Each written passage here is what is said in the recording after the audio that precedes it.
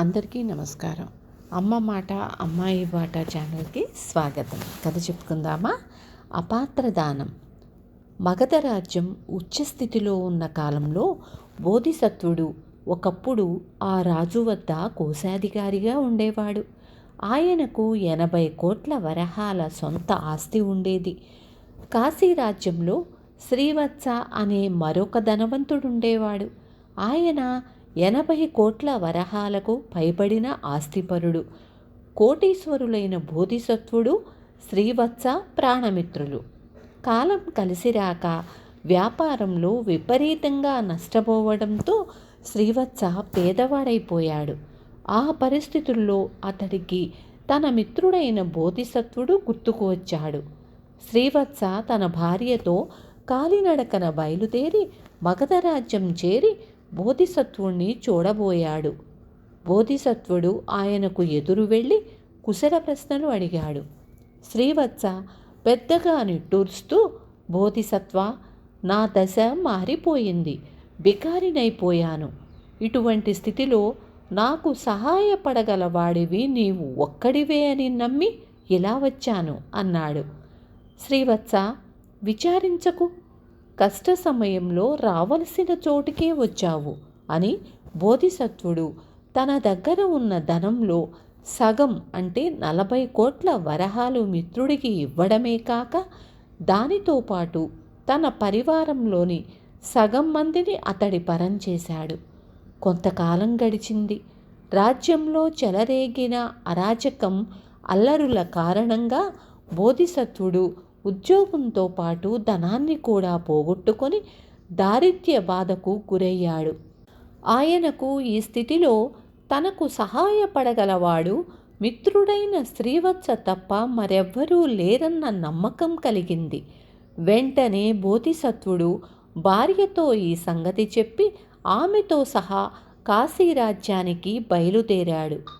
ఆయన నగర సరిహద్దులు చేరుతూనే భార్యను ఒక చెట్టు నీడలో విశ్రాంతి తీసుకుంటూ ఉండమని చెప్పి, నువ్వేమీ ఆదుర్దాపడకు, ప్రాణమిత్రుడైన శ్రీవత్సకు సంగతి చెప్పి నీకోసం బండిని, పరిచారికలను పంపుతాను అని నగరంలోకి వెళ్ళాడు.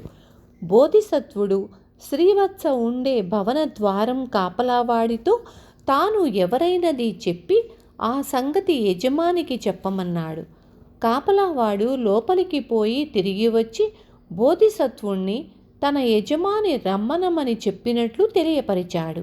శ్రీవత్స బోధిసత్వుణ్ణి యగాదిగా చూసి, ఏం పని మీద వచ్చావు అని అడిగాడు విసుగుపడుతున్నట్లుగా. మీ దర్శనం కోసం అంటూ బోధిసత్వుడు తలదించుకున్నాడు. బస ఎక్కడ చేశావు అన్నాడు శ్రీవత్స. ఇంకా బస కుదుర్చుకోలేదు, నా భార్యను పొలిమేర దగ్గర వదిలి ఇలా వచ్చాను అన్నాడు బోధిసత్వుడు. నా ఇంట బస దొరకదు, చారెడు గింజలు ఇస్తాం, పట్టుకుపోయి గంజి కాచుకు తాగు అన్నాడు శ్రీవత్స కఠినంగా. ఆ మరుక్షణం ఒక సేవకుడు దోసెడు గింజలు తెచ్చి బోధిసత్వుడి ఒడిలో పోశాడు. బోధిసత్వుడు తన భార్య ఉన్న చోటుకు వెళ్ళాడు. మీ ప్రాణ స్నేహితుడు ఏమిచ్చాడు అని భార్య అడిగింది. మిత్రుడు శ్రీవత్స చారెడు గింజలతో మన పీడ వదుల్చుకున్నాడు అన్నాడు బోధిసత్వుడు నిర్వికారంగా. అవెందుకు పుచ్చుకున్నారండి? మనం అతడికిచ్చిన 40 కోట్ల వరహాలకు ఇది ప్రతిఫలమా? ఇలాంటి కృతజ్ఞుడి ముఖం చూడటమే పాపం అన్నది భార్య కోపంగా.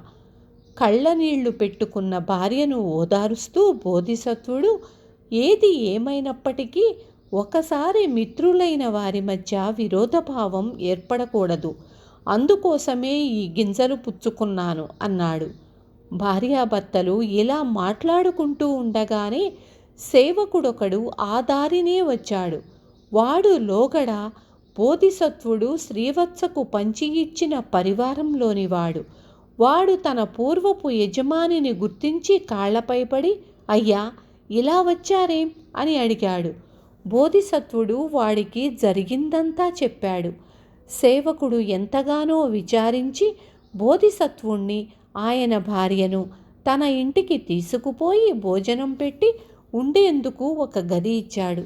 వాడు ఆ తరువాత ఈ సంగతి తన తోడి సేవకులందరికీ చెప్పాడు. క్రమంగా కోటీశ్వరుడైన శ్రీవత్స మిత్రద్రోహం సంగతి కాశీరాజుకు తెలిసింది. ఆయన బోధిసత్వుణ్ణి పిలిపించి, నీవు శ్రీవత్సకు 40 కోట్ల వరహాలు ఇచ్చిన సంగతి నిజమేనా అని అడిగాడు. బోధిసత్వుడు రాజుకు అంతా వివరించాడు. రాజు శ్రీవత్సకు కబురు చేసి అతడికి బోధిసత్వుణ్ణి చూపుతూ, ఈయన నుంచి నువ్వు లోగడ ధన సహాయం పొందిన మాట నిజమేనా అని ప్రశ్నించాడు. నిజమే మహారాజా అన్నాడు శ్రీవత్స బిక్కచచ్చిపోతూ. అయితే ఆ సహాయానికి బదులు నీ మిత్రుడికి ఎలాంటి ఆదరణ చూపావు అన్నాడు రాజు. శ్రీవత్స సిగ్గుతో అవమానంతో తలవంచుకున్నాడు.